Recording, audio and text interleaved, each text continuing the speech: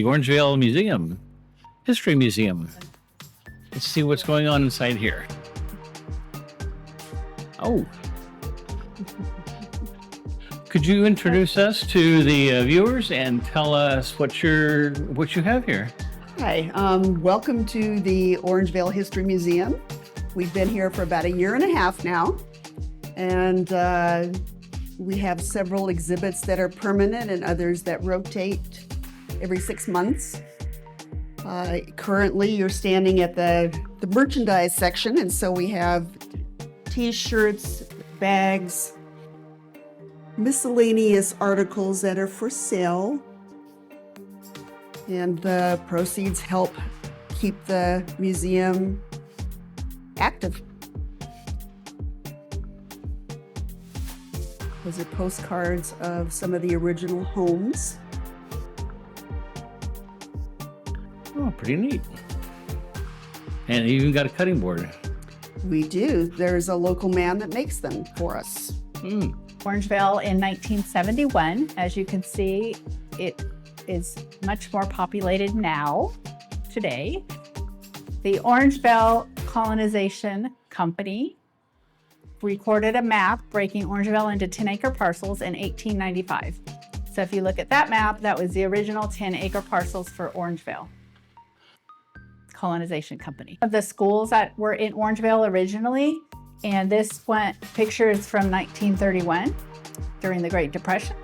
And there was a lot of refugees from economic hardships that moved west to California, especially as there was fruit growing and jobs picking fruit was available.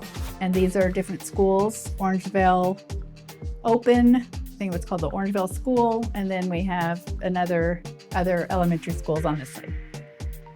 Who you are and what you do. Hi, my name is Terry Schiessler, and I'm a docent at the museum, and I also help on the research team where we research some of the old Victorian homes in Orangevale. So this area of the museum is highlighting powwow days. Originally, it had different names: Pioneer Parade, 4th of July Parade, and now it's called the Orangevale Lollapalooza, so just a festival. This wall talks about the original Native Americans, the Nisenan tribe who lived here, and the stone corral, which still exists, is behind a gate. You can't get in there except with permission, but they lived on this land. Then we come back to more of the Orangevale Colony map. This map is from 1925. It has the tract numbers on it and some of the owners at that time. Their names are on here. And a lot of these 10-acre parcels are now subdivided, but some of the original Victorian homes are still located within that parcel. And we research them and interview the owners. Then we have a touch screen. This is really neat because you can pick an area on the touch screen and you can go back and you can see this is Hickory Oak Beach. You can pick 1937, 1952, 1971, or 1984, and you can see an aerial map of what it looked like during that time. So it's pretty fun to look for your parcel and see what it looked like in 1937. This is our Centurion corner. We have some existing Orangevale people who still are over 100 years old, who've been in Orangevale for most of their lives. This is also a History Encounter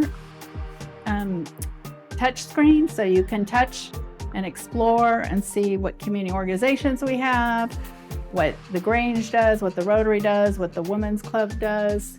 You can also look back and see some old California maps, more about Orangevale trivia, and more about what Orangevale History Project does. So this is a fun tool. It has some of the prominent people in Orangevale and some of the prominent homes. It talks about when they moved here, if it's a person, and then if it is a home, it talks about the home when it was constructed, pictures of what it looked like, and where it exists, if it still exists. So we have some of the prominent people. Tomic, everyone probably knows Tomic. Prosper came out here and from Croatia, and his family is still living in Orangevale. So this is A variety. yes, a lot of people, influential people in Orangevale, and homes that are most of them still standing. This kind of represents this is from Tominch, but this represents most of what was grown in Orangevale was orchards, fruit, oranges, peaches, olives, a variety of different fruits were grown. Many people came out here, bought their 10-acre parcel, and became a fruit orchardist. Some of the old tools that were used in kitchens and in the homes. This is for the high schools within Orangevale. We have Bella Vista High School. Prior to Bella Vista and Casa, there was San Juan High School. That was the school that most people went to. As Orangevale grew and Fair Oaks grew, Bella Vista and Casa were opened. So yearbooks and interesting things from that time. We have a prom dress here, worn in 2019. And then we have, this is from Casa Roble Rams, different yearbooks, Letterman jackets, etc.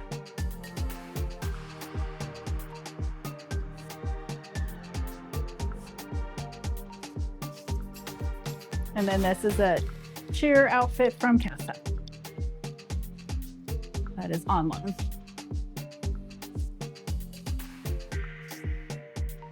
This exhibit changes about every 6 months. Currently, it represents the Boardwalk music venue. And for many years, it was called different things. It's been around since 1955, and it is owned by the Boardwalk. Different musicians come and play and perform. So a lot of people who've been in Orangevale are very familiar with the Boardwalk and the different musicians. And then this is the timeline. If you start down in 1955, it was called Williams Place, and then 64, Aquarium Club, 66, Cowtown, 79, Country Inn, 81, Staggering Bull, 86, Grapevine, 87, Rodeo Joe's, and now the Boardwalk. And then this is a timeline of Orangevale, major events in Orangevale. Starting down early, the Nissan tribal groups were throughout the area. 1844 Mexican land grant, Gold Rush, 1888 Orangevale Colony, 32 the Big Freeze. A lot of the orange trees died from the Big Freeze.